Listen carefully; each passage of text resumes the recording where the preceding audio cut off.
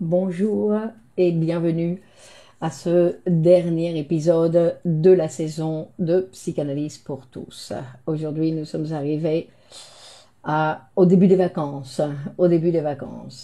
Donc, dans pas longtemps, nous allons commencer les vacances ici dans cet espace de Psychanalyse pour tous. Donc, comme vous savez, c'est un espace de diffusion de la psychanalyse, un espace pour socialiser cet instrument important, nouveau et qui fait du bien qui est Pascal Bonsoir et qui est bénéfique à tout le monde. Non seulement il est bénéfique pour moi, mais il est bénéfique pour tous ceux qui peuvent et qui ont la possibilité et qui ont le désir de pouvoir utiliser cet instrument. Hakim, bonsoir. Comment ça va, Hakim? Vous allez bien, Hakim? Alors aujourd'hui, vous savez qu'il y a un match de football et le match de football, c'est la France contre l'Espagne ou l'Espagne contre la France, selon la direction qu'on veut y mettre. Donc, j'imagine qu'il y aura beaucoup de gens qui vont être séduits par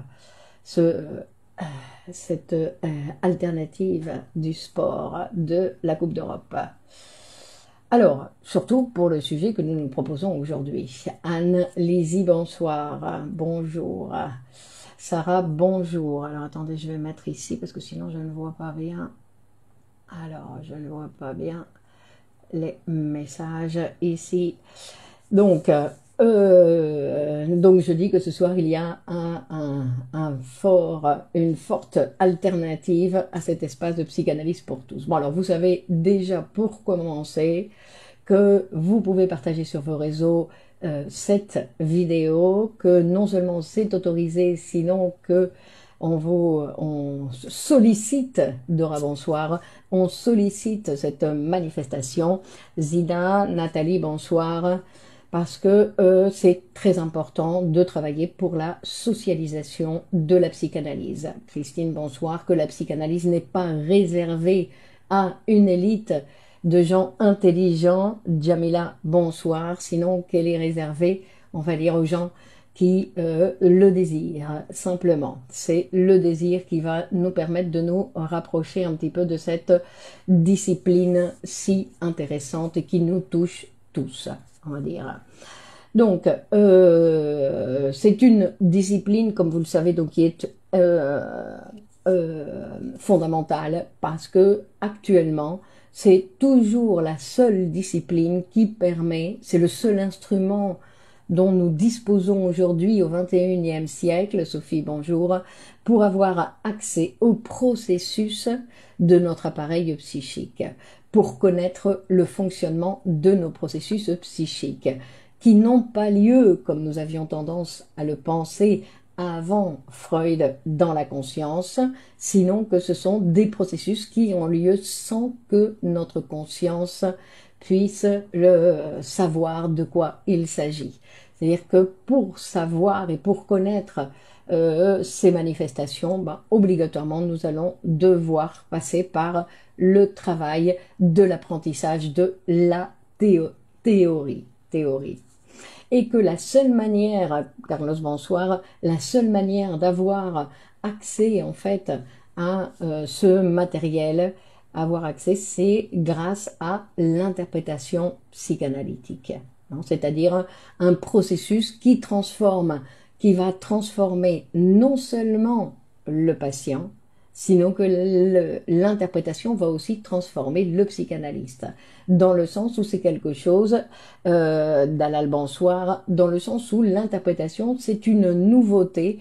D'ailleurs j'ai noté aujourd'hui, regardez, je vais vous montrer parce que c'est très intéressant dans mon cours de Lacan, où j'ai vu une chose qui est très intéressante, qui parle, je vais essayer de la traduire sur ce qu'est l'interprétation, où Menassa explique ce qu'est une interprétation, et c'est très intéressant. Il dit que l'interprétation nous sort du monde dont nous étions en train de parler, en fait. Non, nous montre quelque chose, nous sort du monde. C'est-à-dire, elle remet en question le monde dans lequel nous vivons. Pourquoi?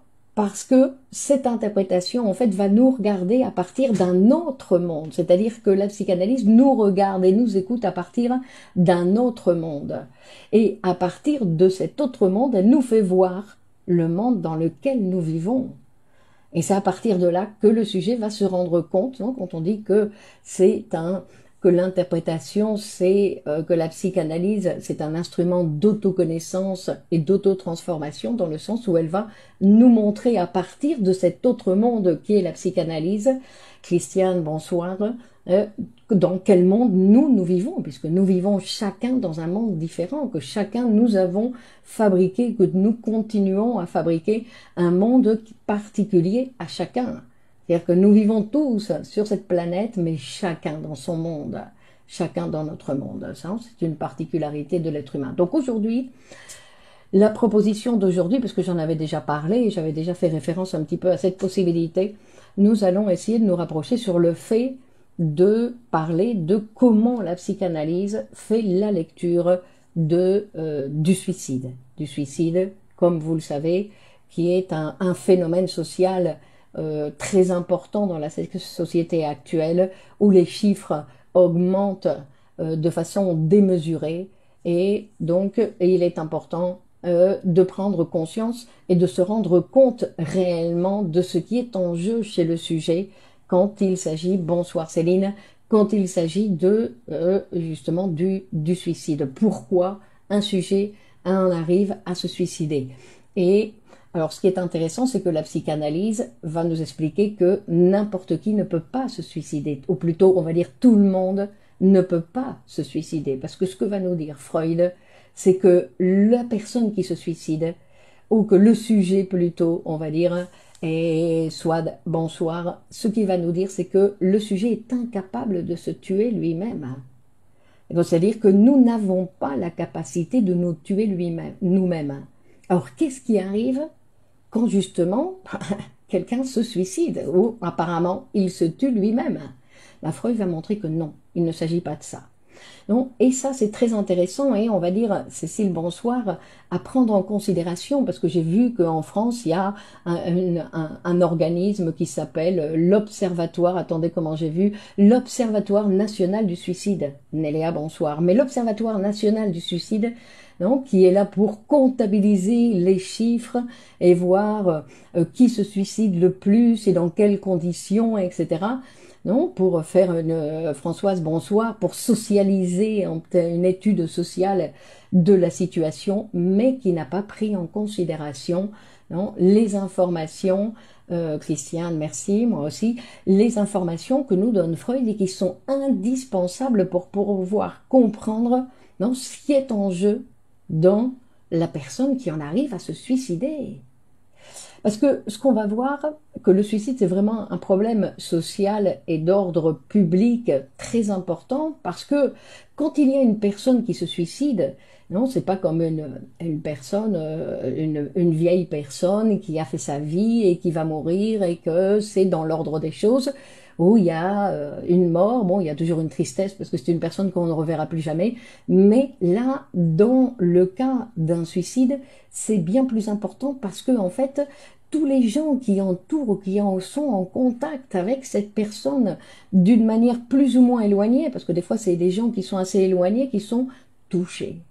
C'est-à-dire qu'on en touche un, et en touchant un, il y a plein de pièces autour de cette personne qui vont aussi se casser la gueule, on va dire, non? Alors, pas obligatoirement se suicider, ni bonsoir, c'est-à-dire, c'est pour ça que c'est un problème social important.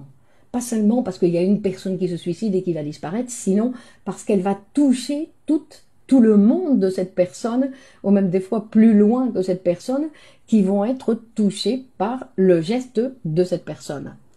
Et ceux qui ont des pensées suicidaires en arrivent-ils au suicide? Il faut bien évidemment faire la différence, Annie bonsoir, avec les idées et l'acte. Parce qu'avoir des idées suicidaires, qui n'a pas eu à un moment de sa vie des idées suicidaires? Bonsoir Féti. C'est-à-dire que dans l'adolescence, par exemple, de nombreux adolescents ont à un moment pensé à dire « Tiens, voilà, c'est la solution à mes problèmes, c'est le suicide ». Alors bien évidemment, il y en a qui passent à l'acte. d'accord? Mais ce n'est pas obligatoirement ceux qui y ont pensé avant, ceux qui passent à l'acte, non? Que ce n'est pas le premier pas qu'on va faire avant de passer. Alors, on va voir que, Bénice, bonsoir. Alors, rappeler, et ça c'est très important, que notre appareil psychique, que l'appareil psychique d'une personne qu'on va appeler normale, non, n'est pas différent de l'appareil psychique d'une personne qui va se suicider ou d'une personne malade. Parce que bien évidemment, en arriver au suicide, non, c'est une personne qui est malade. On arrivait à se supprimer. Alors on va voir que ce n'est pas se tuer, non, que le suicide, ce n'est pas se tuer. Et maintenant ça, justement, il y a un congrès qui a eu lieu en 1998 sur la dépression dans l'école de psychanalyse Gruppo Selo, qui était très intéressant, où chacun est venu présenter un travail sur la dépression. Et Menassa, dans la conférence inaugurale du congrès, il va nous dire une chose qui est très importante aussi, parce que comme notre appareil psychique est le même pour la personne qui va se suicider que pour la personne qu'on va considérer normale, c'est-à-dire qui a des relations sociales et qui est capable de vivre en société, ou plus ou moins, Marie-Laure, bonsoir, et qu'il est très difficile de mettre une limite entre ce qu'on appelle la santé et la maladie. D'accord? Que c'est très difficile de définir de façon, j'allais dire directe, mais pas directe, mais bien dessinée, on va dire, la limite entre la santé et la maladie. Non, ça fluctue, cette limite, peut fluctuer. Et par exemple, il nous dit qui n'a pas pensé, non, le matin en se levant et en se regardant dans la glace et en se disant, ce monde, c'est un monde de merde. Non? Et donc, ce qui veut dire que nous avons tous des déceptions dans la vie. Tous, nous avons des déceptions. Mais face à ces déceptions, nous avons tous des réactions différentes. Non? La tentative de suicide, c'est quand on ne s'est pas suicidé, que c'était simplement une tentative. Non? Et que pour savoir que dans une tentative de suicide, pour savoir réellement ce qui était en jeu, ben, il faut écouter le patient. Il faut savoir écouter le patient pour voir dans ce cas de ce patient spécifique qu'est-ce qui était en jeu pour sa tentative de suicide. Donc, comme je disais, quand une personne va déprimer, c'est pas simplement que cette personne déprime, sinon c'est une personne qui va abîmer toutes ses relations sociales, qui va altérer sa production professionnelle, qui va altérer sa production artistique, qui va altérer la production d'amour. C'est-à-dire que quand une personne, je répète, se déprime, ce n'est pas un être comme ça, individuel, qui tombe en déprime, sinon que c'est tout un contexte social qui est touché quand il y a une personne qui se déprime.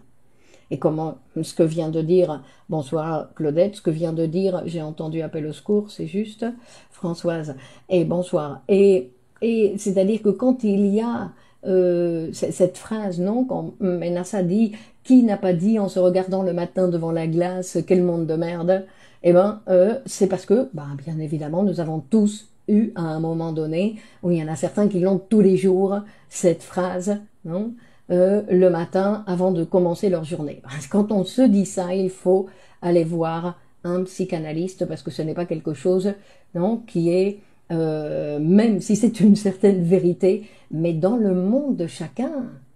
Non, parce que ce qui est important, c'est que le monde en général peut être vu comme un monde de merde, et encore c'est une vision, parce que dans ce monde si grand, avec tant de possibilités, tant de choses qui se réalisent, il y a plein de choses extraordinaires qui se réalisent. Alors ma manière de voir le monde, c'est que je regarde trop la télévision, parce que c'est vrai que la télévision nous montre effectivement que nous vivons dans un monde de merde. Alors il faut fermer, éteindre la télévision, et commencer à s'intéresser. Mais avant ça, c'est pas la solution d'éteindre la télévision, il faut commencer à se psychanalyser. Non, parce que c'est quelque chose. Alors Freud, il va parler, justement, quand il parle du suicide, celui qui fait une tentative de suicide et n'a pas réussi à se faire tuer, est-ce qu'il le fera ou répétera encore? Nous ne pouvons pas savoir, il faut écouter le patient. Non, il y a des gens qui passent leur vie à faire des tentatives et qui ratent à chaque fois. et qui ne vont jamais y arriver. Pourquoi? Parce qu'ils ne peuvent pas, ou ils vont y arriver, mais par erreur. Parce que ça aussi, ça existe. Des gens qui ne sont pas du tout prêts à se suicider, mais qui font des tentatives, pour X raisons. Il faut écouter le patient, et qui peuvent, à un moment donné, se tromper et ne pas se rater. Bon.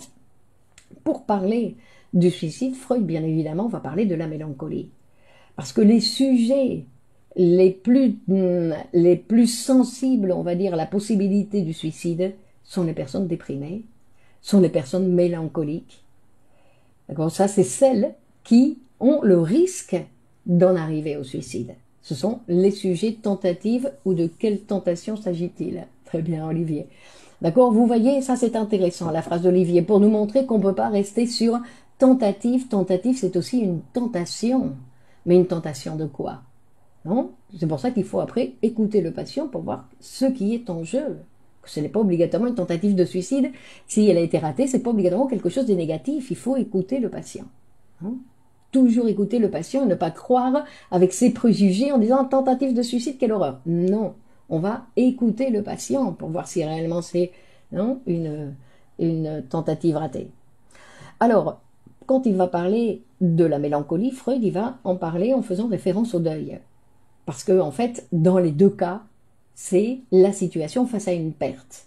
Face à une perte. Alors, dans le deuil, Freud, il va montrer que le sujet, bah oui, effectivement, il y a eu une perte dans sa vie.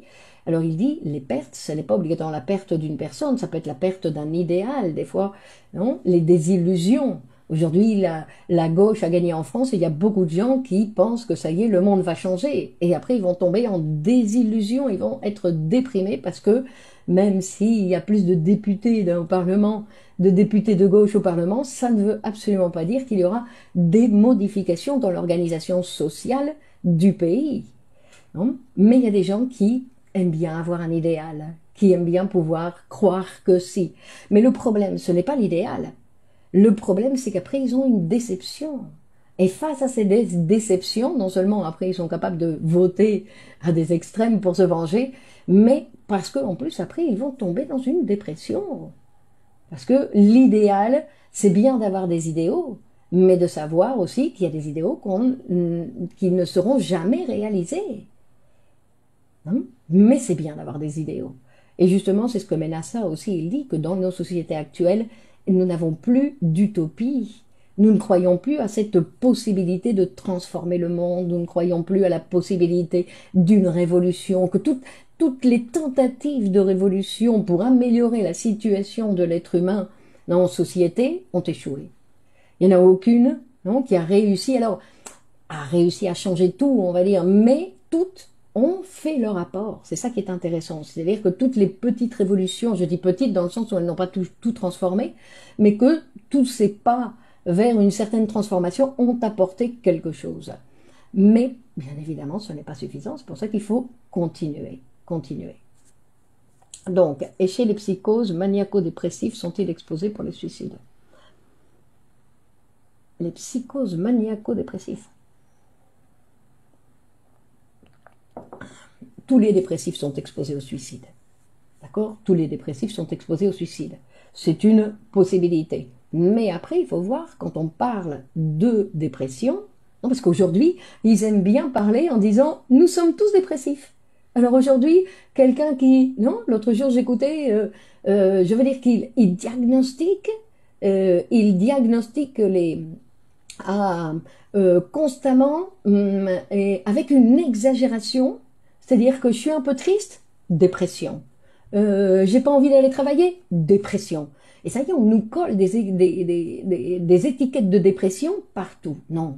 La dépression, c'est une maladie très grave, effectivement, mais avec des caractéristiques bien particulières. Et ce n'est pas, simplement, on va dire, la tristesse. Ce n'est pas simplement le manque de goût. Ce n'est pas simplement, sinon qu'il y a des caractéristiques particulières à la dépression. Et Schmilka, bonsoir, Vidovic, la dépression, la particularité d'une personne déprimée, c'est qu'elle va parler mal d'elle, c'est qu'il y a des autoreproches qui vont se manifester de façon régulière. Et en plus des autoreproches, il va dire Freud, au niveau moral. C'est-à-dire que ce sont des personnes qui disent qu'ils ne servent à rien, qui sont nuls. Non. Et en plus, la particularité, c'est qu'ils ne le font pas dans l'intimité. Ils n'attendent pas d'être en relation avec leur meilleur ami pour pouvoir parler de ça, sinon qu'ils le montrent à tout le monde. Ils font des autoreproches et ils se dénigrent devant les autres sans aucune pudeur. Et ça, c'est une particularité de la dépression, pas la tristesse. D'accord? C'est-à-dire il se dénigre devant les autres sans aucune pudeur. Après, il y a d'autres manifestations, bien évidemment. Et je veux dire que ça, c'est une à prendre en considération. Par contre, dans le deuil, non, quand on parle du deuil, le deuil, c'est quelque chose, c'est un travail psychique qui va avoir lieu et qui a besoin. J'ai eu des périodes suicidaires quand j'avais 20 ans jusqu'à mes 24 ans. Ma première fois, j'ai arrêté de manger normalement pendant des mois. Je n'imaginais sauter sur le train d'une voiture, ma deuxième, et je me suis tranché le poignet. Mais ça, ce sont des attitudes d'adolescent. D'accord, le fait de voir l'intérieur de mon poignet juste avant le sang coule était tellement traumatisant, je n'ai plus jamais recommencé. C'est pour ça qu'il s'agissait d'autre chose. Non, j'ai 50 ans et 2 filles, mais ça m'a suivi pendant très longtemps, et oui, dépressive à cette période. Non, je ne sais pas si c'est se couper les veines, c'est pas, ou voir du sang sur les veines. Non, ça c'était une tentative. Ça n'a rien à voir avec le suicide, Marie-Laure. Est-ce que le suicide est la pulsion agressive sur soi?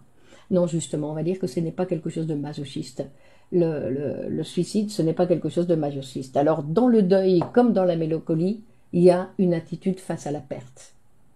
Dans le deuil, il y a un travail psychique qui doit se faire, c'est-à-dire qui est nécessaire de se faire parce que le sujet doit retirer sa libido de l'objet perdu, qui peut être un idéal, je répète, c'est-à-dire se rendre compte que le monde n'est pas si terrible, on va dire, le monde n'est pas si terrible sans cet objet et qu'on peut reconstruire quelque chose. Le sentiment de culpabilité et de dévalorisation, la douleur morale, c'est les symptômes les plus graves. C'est pas le sentiment de culpabilité, non? Non, là vous parlez d'autre chose. Le sentiment de culpabilité, c'est à la rigueur avoir des remords. Non? Le sentiment de culpabilité n'est jamais conscient. Non? Enfin, il n'est jamais conscient. Il est conscient dans certaines situations, mais sinon, et en plus, il doit être interprété. C'est pas le patient qui va dire j'ai un sentiment de culpabilité. Ça, ce sont des remords d'avoir fait ou de ne pas avoir fait quelque chose. C'est différent de la culpabilité. Et la dévalorisation, la douleur morale, mais c'est pas simplement la dévalorisation et la douleur morale, c'est la sans pudeur. Sans pudeur. C'est-à-dire que donc, on va dire que ni l'angoisse, ni la tristesse, ni la douleur sont des éléments qui permettent de diagnostiquer une dépression. Donc, et le deuil non plus. Le deuil, c'est un travail à faire et normalement, on ne doit pas venir déranger la personne qui fait un travail de deuil parce que c'est un travail psychique, c'est-à-dire c'est le travail de la libido qui doit se retirer de là, se déconnecter, on va dire, des liens établis avec la personne qui a disparu, avec l'idéal qui a disparu, avec certaines idées. Et des fois, on tombe en dépression simplement parce que notre idée du monde ne correspond pas avec le monde réel. Et on peut tomber en dépression à cause de ça. Non? Et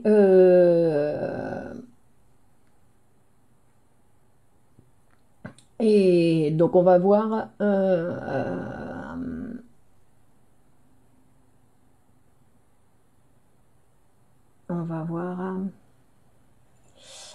donc Freud dit que personne ne peut se tuer soi-même.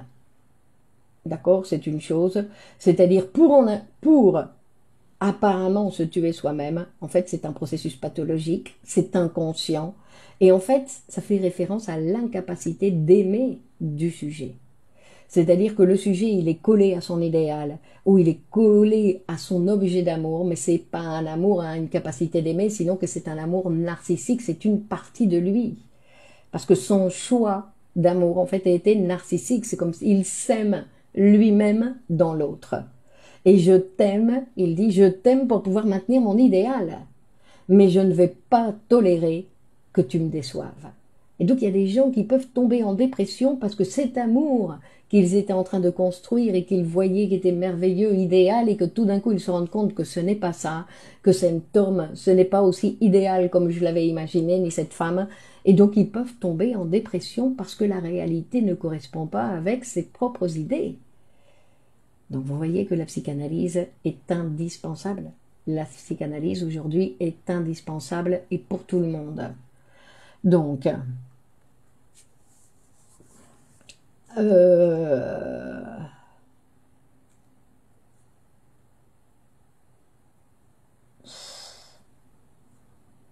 donc, je passe sur toutes les informations qu'on peut trouver sur les phénomènes, parce que bien évidemment, les situations sociales, non, quand il y a énormément de chômage, quand il y a énormément de crises, comme toutes ces crises que nous sommes en train de vivre, qu'on nous montre la guerre partout, ce ne sont pas des situations qui permettent au sujet, non, de pouvoir avoir envie de vivre, on va dire, non? C'est-à-dire que, mais que le plus important pour le sujet, on va dire, le travail que chacun d'entre nous devrions pouvoir faire, c'est de développer, entre autres choses, notre capacité d'aimer. Pouvoir développer notre capacité d'aimer, c'est-à-dire nous devrions pouvoir aimer des gens, on ne va pas dire comme dans la religion, parce que comme dit Freud, toutes les personnes ne méritent pas notre amour, mais disons de pouvoir développer notre capacité d'aimer dans le sens d'être capable d'aimer des gens qui sont différents de moi, qui ne fonctionnent pas comme moi, mais je suis quand même capable de les aimer, même s'ils n'ont rien à voir avec moi. Les génocides en Palestine me fait ressentir une profonde détresse et me déprime. La perte d'idéal chez le mélancolique n'est pas en rapport avec l'amour de la mère comme objet d'amour. Ça peut l'être, ça peut l'être. Non, que c'est une possibilité. Mais disons que on va voir que parce que en fait la perte de la mère, nous allons tous nous séparer. Alexandra, bonsoir. Nous allons tous devoir nous séparer de la mère. C'est une obligation pour tous les êtres humains de nous séparer de la maman pour pouvoir vivre notre vie, pour pouvoir faire notre vie. D'accord? Donc, mais c'est vrai qu'il y a certaines personnes qui restent collées à maman, psychiquement, pas physiquement, qui restent collées à maman, et donc ça les empêche réellement de pouvoir, de pouvoir, et c'est pour ça qu'on va voir que dans la mélancolie, la grave difficulté, c'est l'incapacité de substituer ce qui a été perdu. Que c'est compliqué d'aimer les gens différents de soi. Là, vous voyez. Donc, il faut se psychanalyser, Céline. Il faut se psychanalyser parce que même si les gens sont différents de nous, c'est justement ce qui est intéressant. Imaginez que dans le monde, il n'y aurait que des Célines. On s'emmerderait. Et vous, la première. C'est-à-dire que ce qui est intéressant, c'est justement de pouvoir découvrir toutes ces manifestations, tous ces gens, regarder ces particularités de chacun. Et dans les consultations, c'est ce qu'on voit de plus manifeste. Personne ne parle comme personne. Personne va commencer sa séance comme personne. Personne. Donc, c'est une particularité de chacun. Et donc, c'est ça qui est intéressant, c'est de voir. Et on dit que grandir, c'est pouvoir commencer à jouir de ces différences. C'est-à-dire de pouvoir à voir que justement, il n'y a personne qui ressemble à personne, mais même pas un tout petit peu. Même pas un tout petit peu. Après, on veut essayer avec notre meilleur ami, on a l'impression qu'on se ressemble. Mais c'est une illusion. Personne ne ressemble à personne. Nous avons tous des particularités totalement différentes. C'est pour ça qu'il est important de pouvoir apprendre à en jouir. Remplacer l'objet perdu quand on fusionne. Ça veut dire quoi, fusionner? Remplacer l'objet perdu. Donc l'objet perdu, non, déjà, c'est se rendre compte d'une réalité que l'objet était perdu. Mais la particularité dans la mélancolie, c'est que l'objet, il n'est pas perdu. C'est que l'objet perdu, comme je ne supporte pas d'avoir perdu cet objet, je vais m'identifier à l'objet perdu. C'est pour ça qu'on va dire que la personne qui se suicide, ce n'est pas quelqu'un qui veut se tuer. C'est un assassin. La personne qui se suicide pense qu'il est en train de tuer quelqu'un d'autre en lui. Parce que la particularité du mélancolique, et c'est pour ça que c'est une maladie grave, parce qu'il y a une identification avec l'objet perdu. Et comme on a déjà eu l'occasion de voir, dans l'identification, ce qui se passe, c'est que le sujet va incorporer une particularité de cet objet sur son moi. Et donc il va, vous liez mélancolie et suicide, exactement. Non, l'objet est incorporé au moi. Donc il y a une partie de mon moi, Freud il va dire, qui a été assombrie. Assombrie par quoi? Par l'objet perdu. Parce que c'est pas que je me suis identifiée avec un objet vivant ou avec un objet pour m'identifier. Non, parce qu'on a besoin de modèles d'identification pour pouvoir grandir. Mais s'identifier à un objet perdu, c'est comme une ombre qui me tombe dessus, sur mon moi. C'est pour ça qu'après, je vais avoir ces autoreproches. Mais les autoreproches, il dit Freud, ils ne sont pas dirigés vers le sujet. Ils sont dirigés vers l'objet perdu qui est en moi. Et donc je ne fais pas la différence, puisque tout ça, bien évidemment, c'est inconscient. L'ombre de l'objet tombe sur le moi, dit Freud. Hein? Moi tue le surmoi. Non, ce n'est pas possible, on ne peut pas assassiner le surmoi. Alors, hola México. Hola, muy buenas noches, México. Bresiera. Bresiera. Saludos. Donc, on ne peut pas tuer le surmoi. Non, ce sont des instances, mais ce qu'on peut faire, c'est assombrir, et ce que fait le mélancolique, c'est-à-dire qu'il va incorporer un objet qui est perdu, quelque chose qui est perdu et qui va assombrir son propre moi. Et ce qui se passe dans la personne qui se suicide, je répète, ce n'est pas c'est un tueur. C'est pas quelqu'un qui se tue. C'est quelqu'un qui pense tuer cet autre qu'il a perdu, parce que on va voir que dans cette incorporation, dans cette identification, on va dire, les kamikazes, c'est quelque chose de tout à fait particulier. Pareil, il faut écouter le kamikaze, on ne sait pas de quoi il s'agit. Non, apparemment c'est un suicide. Mais il y a autre chose qui est en jeu qu'un suicide. Là, il ne s'agit pas d'une position mélancolique. Non, un kamikaze, il a une idéologie particulière. Donc, donc on disait que le sujet, quand il va incorporer, donc tout ça, ce sont des mécanismes, le sujet ne s'en rend absolument pas compte. Il pense réellement que lui, il est nul, que lui, il sert à rien. Mais c'est pas de lui qu'il parle. C'est de l'objet qu'il a perdu. Et que cet objet qu'il a perdu, il y a une manifestation d'hostilité très grande, comme un très grand reproche contre cet objet qui a disparu de sa vie. Et il y a un reproche, et on va dire d'un côté, il y a l'incapacité de remplacer cet objet perdu par un autre objet, et comme il y a l'incapacité de substituer, qu'est-ce qu'il fait? En fait, il incorpore cet objet dans son moi.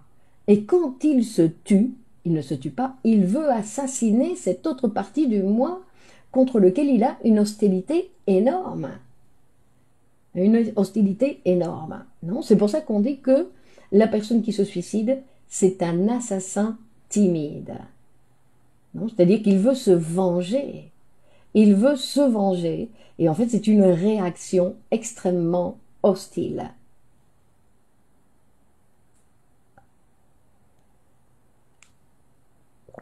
Hakim, bonsoir Hakim. Tout est à cause de maman. Non. Aujourd'hui, nous sommes des adultes et nous sommes responsables de notre vie. Que les mamans ont fait ce qu'elles ont pu. La libido n'est pas retirée de l'objet, mais comme l'objet est incorporé, elle est retournée contre vers soi. Exactement, Sarah, c'est ça. Donc la libido, vous voyez, elle est bloquée là. C'est pour ça que c'est très douloureux. La dépression, c'est une des maladies les plus douloureuses. Et quand on en arrive au suicide, c'est une réaction, on va dire, c'est pas du masochisme, c'est du sadisme. C'est du sadisme contre cet objet. Vous voyez que c'est particulier. Alors, bien sûr, non, et il y a, Sarah, bonsoir, donc, il faut savoir que quand on va aller parler en psychanalyse, c'est très important parce que la parole vient toujours, quand on met des mots sur ce qui nous arrive, elle déréalise un petit peu ce que nous sommes en train de vivre. Parce que d'une fois qu'on met des mots sur ce qui nous arrive, c'est plus exactement ce qu'on pensait qui était en train de nous arriver. Sinon, il y a une transformation, parce que dès que je mets des mots, c'est autre chose que ce que je pensais.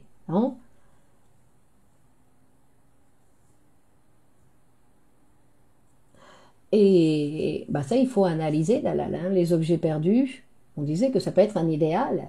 Non, ça peut être un idéal. Il y a des gens qui vont se martyriser et qui vont se suicider parce qu'ils ont perdu leur idéal. Ils ont perdu leur idéal. Il y a des gens qui ont un idéal de vie et que quand ils se rendent compte que leur idéal, ben, c'était quelque chose d'idéal, c'est-à-dire inatteignable, et ben, au lieu d'accepter la réalité, au lieu d'accepter qu'il va falloir trouver autre chose, ben, ils ne l'acceptent pas, bonsoir Annick, et ils en arrivent donc à tomber dans la mélancolie. Donc, le mot, non, c'est intéressant, le mot, en fait, a la capacité de déréaliser la situation. Et que notre appareil psychique est, non, qui est très fermé, notre appareil psychique, c'est très difficile de pouvoir intervenir et de pouvoir interpréter et de pouvoir intervenir sur cet appareil psychique. Parce que l'appareil psychique, il est préparé pour ne pas être influencé par aucune manifestation extérieure. Même si vous croyez qu'il y a des gens qui vous influencent, non, c'est une façon d'être positionné face aux autres. Mais non, l'appareil psychique, non, est très fermé. Et une autre chose qui est importante sur cet appareil psychique, c'est qu'il est préparé pour nier la mort. C'est-à-dire que pour notre appareil psychique, notre âme est immortelle. Notre inconscient est immortel. C'est pour ça que nous avons un travail à faire pour pouvoir nous inscrire comme être humain dans ce processus auquel nous appartenons, qui est la mortalité. Que nous sommes ici pour nous reproduire, passer et disparaître. Et ça, c'est le processus, non? Et que c'est un apprentissage que nous allons devoir faire, hein, pour bien évidemment apprendre à quoi? À substituer. Parce que le mélancolique, c'est une personne immortelle. C'est pour ça qu'il peut se suicider, on va dire, puisque en fait, il est immortel. Il ne pense jamais qu'il va vraiment disparaître, hein, même s'il le dit. Hein.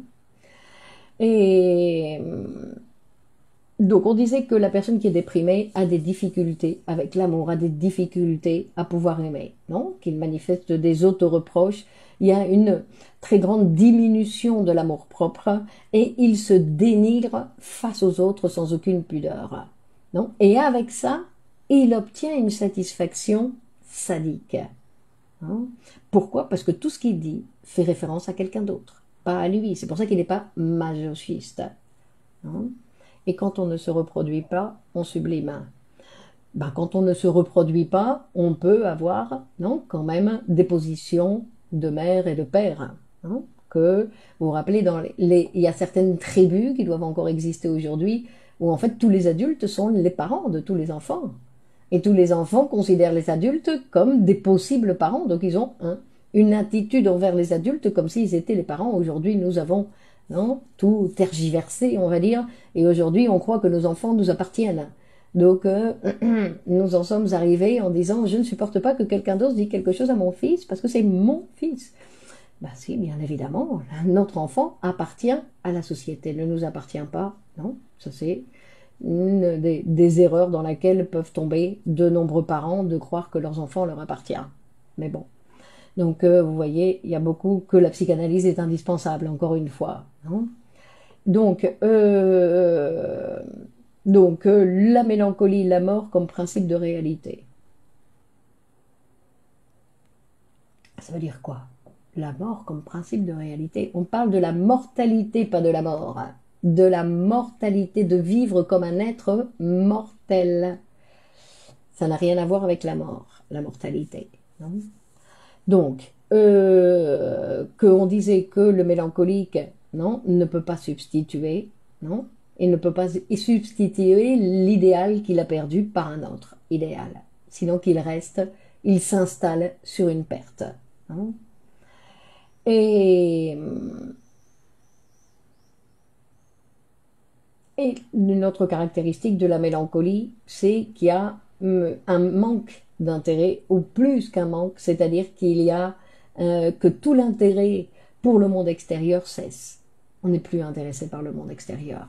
Non? Et ça, c'est un trait fondamental, non? C'est-à-dire la capacité, l'incapacité d'aimer. Hein? Et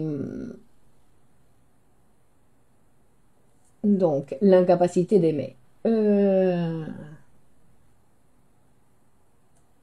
Et une autre chose, attendez, je vais voir parce que j'avais souligné quelque chose, que, alors bien évidemment, qu'est-ce qui se passe dans un travail analytique quand on se retrouve avec des patients qui sont déprimés, non? Alors bien évidemment, la psychanalyse ne va guérir personne qui est disposé à guérir.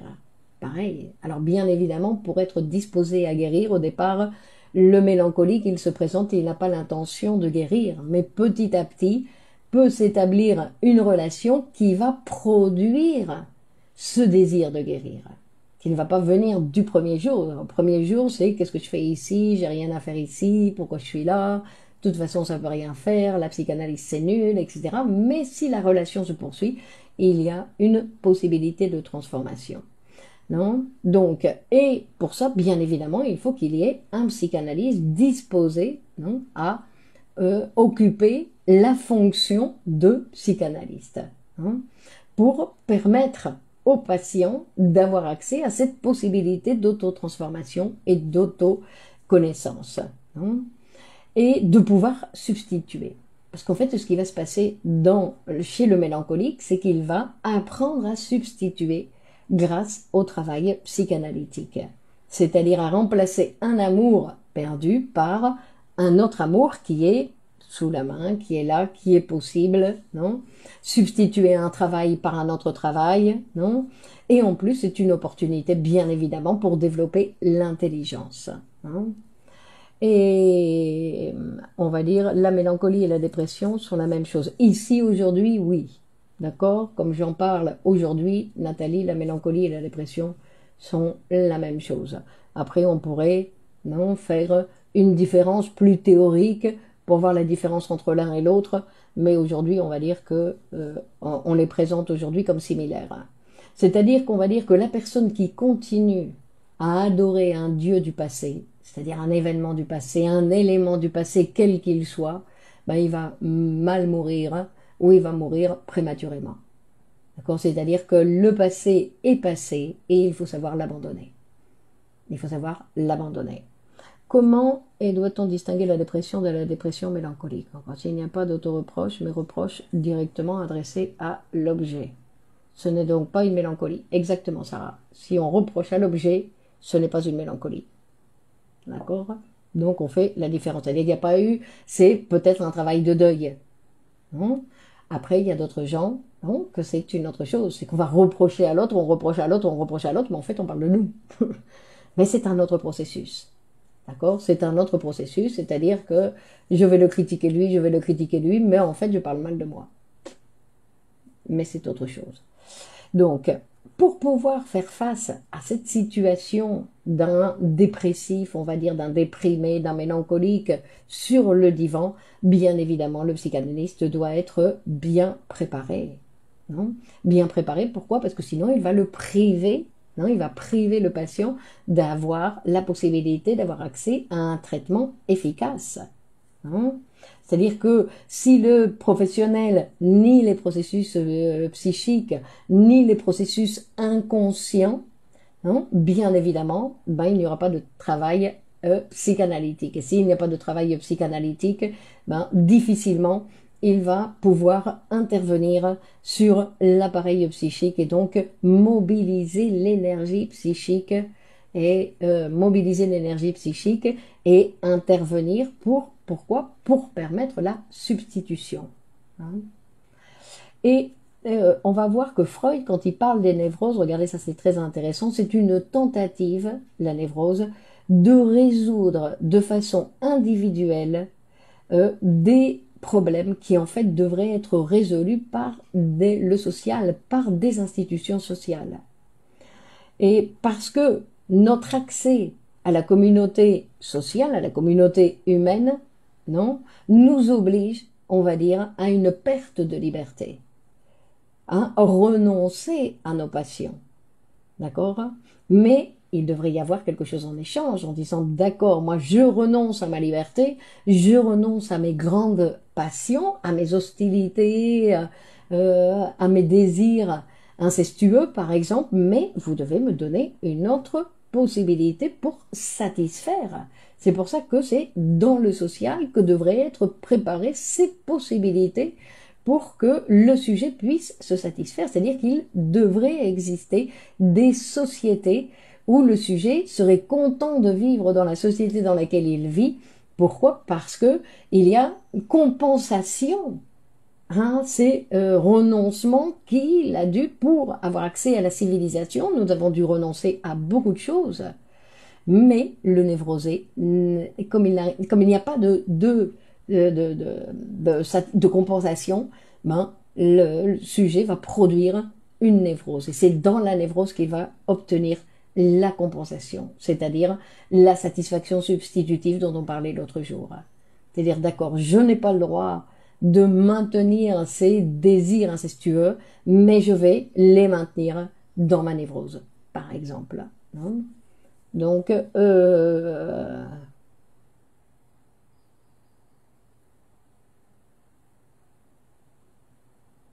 donc pour éviter bien évidemment la dépression, non, il y a le travail.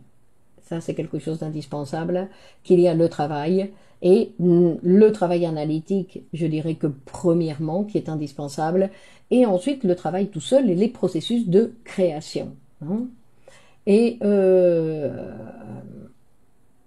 parce qu'en fait, le mélancolique, en fait, on parle de maladie dans le sens où on ne va pas tous tomber dans la mélancolie, parce qu'il y a des personnes qui tolèrent la carence, qui tolèrent qu'il y ait des objets qui se perdent et qui vont en chercher d'autres pour continuer à pouvoir se satisfaire dans la réalité et non pas dans leur fantasme.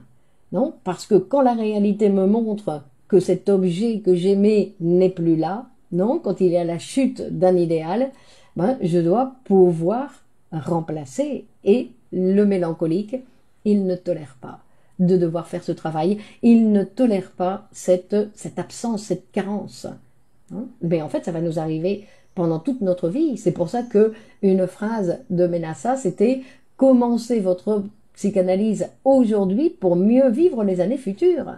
Pourquoi? Pour avoir la capacité de substitution, parce que tout ce que vous avez aujourd'hui, ben, il va y avoir des pertes obligatoirement.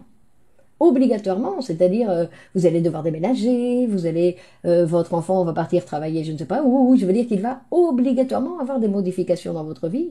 Et donc pour pouvoir accepter, pour pouvoir vivre toutes ces transformations, on va dire en apprenant à substituer, c'est-à-dire il y a une modification là, mais je gagne autre chose.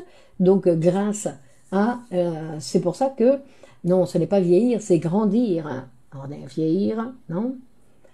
Mais bon, si vous voulez qu'il va y avoir des transformations, et entre autres, c'est justement que je ne vais plus être la même que demain.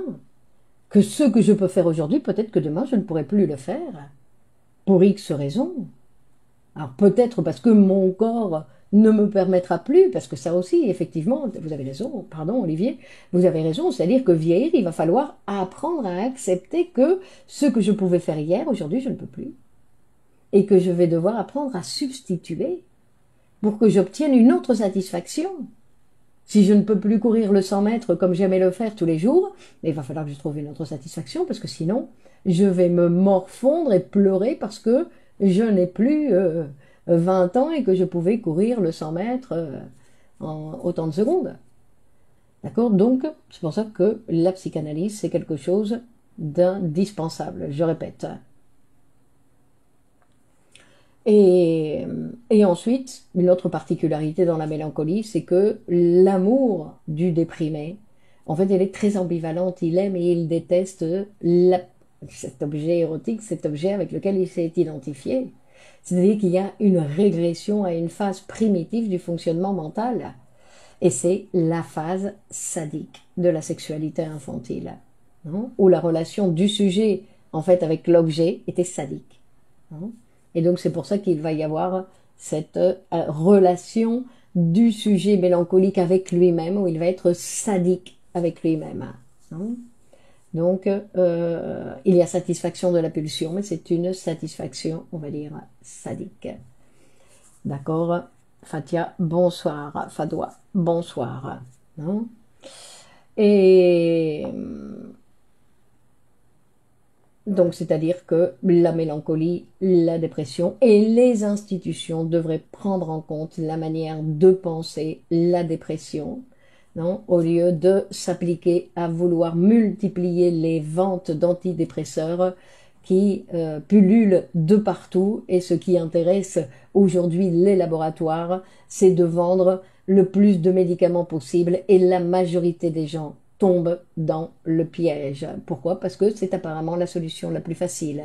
Ça écrase leurs désirs, ça les éteint, et donc à partir de là, comme ils sont éteints, apparemment ils ne vont pas arriver au suicide. Mais on dit que la prise d'antidépresseurs peut à la fin, on va dire à la fin, provoquer un suicide, parce que justement ça ne guérit absolument pas. Les antidépresseurs ne touchent pas l'appareil psychique, que n'aide pas le sujet à substituer en aucun cas, au contraire l'enferme en lui-même. La seule chose qu'elle fait, c'est que peut-être elle peut soulager un petit peu la douleur, mais dès que le sujet peut arrêter de prendre des antidépresseurs et aller savoir ce qu'il est capable de faire. Donc dans tous les cas, la psychanalyse est le sujet, Christine, oui, effectivement, ça éteint le sujet cesse de désirer. Alors déjà qu'il avait des difficultés de désirer, mais alors là, avec les antidépresseurs, il désire plus du tout. Mais ça va, il est aimable avec tout le monde, il devient ce qu'on appelle un appareil. Non, il se présente comme si c'était une machine. Et l'être humain, c'est comme si l'être humain en lui avait disparu. Donc voilà ce qu'ils veulent faire de nous avec la multiplicité des ventes d'antidépresseurs et de tout autre type de médicaments. Donc parler devient le médicament le plus sain et le moins cher dans tout, comme disait Freud. Même si la psychanalyse a un coût, elle est moins chère que la maladie et que la bêtise, disait Freud, parce que sinon on tombe dans d'autres traitements, le sujet désirant disparaît. Exactement, Olivier, nous sommes d'accord. Très bien, bon, alors nous allons partir en vacances. Alors j'imagine que je vais continuer, parce que moi je ne pars pas en vacances, hein, je continue à travailler, je vais travailler pendant tout le mois de juillet, tout le mois d'août, donc la consultation reste ouverte et à votre disposition.